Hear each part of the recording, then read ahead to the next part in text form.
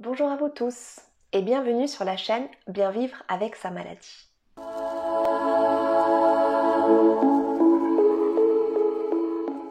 La vidéo d'aujourd'hui parle de la pensée positive, qui peut s'appliquer à n'importe quel moment et surtout et aussi dans le contexte d'une maladie. Alors vous allez me dire, comment est-ce que c'est possible d'être positif alors que je suis touchée par une maladie? C'est vraiment difficile là d'être d'humeur optimiste. Pourtant, c'est tout un apprentissage du cerveau. Si vous vous rappelez de la vidéo sur les croyances limitantes, la vidéo numéro 14, c'est exactement la même chose. Si l'on est persuadé inconsciemment que notre vie est faite de verre à moitié vide, tel que j'ai fait tomber le verre, j'ai encore fait tomber quelque chose, je ne suis vraiment capable de rien, ça n'arrive qu'à moi, je n'ai vraiment pas de chance, décidément, c'est pas mon jour. Effectivement, dans cette manière de penser, cela peut continuer pendant très longtemps.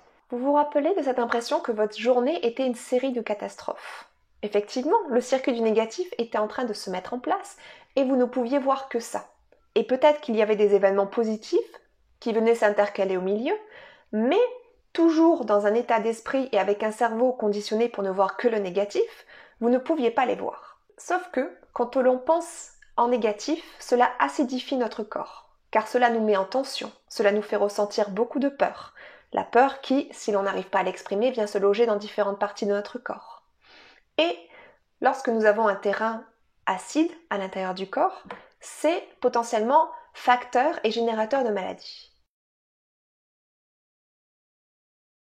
Mais alors, comment reprogrammer notre cerveau? Comment apprendre à penser positif? Car il s'agit d'un véritable apprentissage. De la même façon que nous apprenons à lire, à écrire, à marcher, le cerveau doit se reconditionner pour apprendre à penser en positif. En général, il faut un cycle de 21 jours. 21 jours pendant lesquels vous allez vous répéter une phrase qui vous parle, qui inspire du positif, et pendant lesquels vous allez court-circuiter à chaque fois que vous avez une pensée ou une émotion négative qui arrive. 21 jours, pourquoi? Car en général, c'est le laps de temps qu'il faut au cerveau pour intégrer une nouvelle donnée et pour que cette nouvelle donnée puisse descendre dans le corps aussi. Alors, quelles sont les conditions pour cette fameuse phrase? Pour cette fameuse pensée positive? La phrase doit impérativement être courte. Elle doit commencer par je et elle doit être au présent. En aucun cas, il ne doit y avoir de négation. Par exemple, je n'aurai plus peur ou je n'ai plus peur ne peut pas fonctionner. Le cerveau n'est pas fait pour entendre la négation. Enfin, elle doit être répétée matin, midi et soir. Et on doit se la répéter dès que l'on sent qu'une pensée négative vient pointer le bout de son nez dans notre cerveau. Par exemple, je suis en sécurité à chaque instant, pour pallier à tous ces moments de profonde insécurité, à toutes nos peurs lorsque nous sommes de structure anxieuse. Je m'aime et je m'accepte infiniment, pour pallier à tous ces doutes que nous pouvons avoir, ces culpabilités, cette mésestime. Je suis positive, en toutes circonstances. Et dans le cas d'une maladie, que faire? Effectivement, certaines maladies, comme la sclérose en plaques, ne se guérissent pas. Mais nous pouvons avoir le pouvoir sur notre cerveau pour nous redynamiser et pour voir le verre à moitié plein. Par exemple, je vais mieux à chaque instant. Je me sens bien dans mon corps. Je suis optimiste pour l'avenir. Je me réconcilie avec la vie. J'ai foi en ce qui m'attend à chaque instant.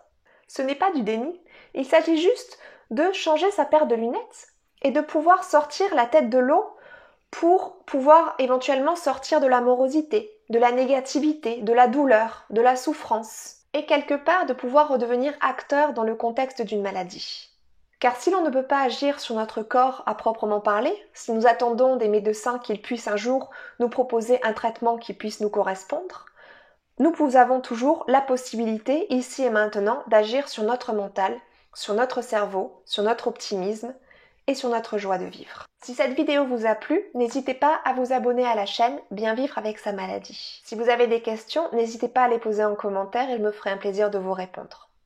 Vous pouvez trouver d'autres astuces et d'autres outils sur le blog Bien vivre avec sa maladie. Et si vous souhaitez un accompagnement plus personnalisé, vous pouvez me joindre à contact@lisa-brienne.fr. Je vous souhaite à tous une très belle journée. Au revoir.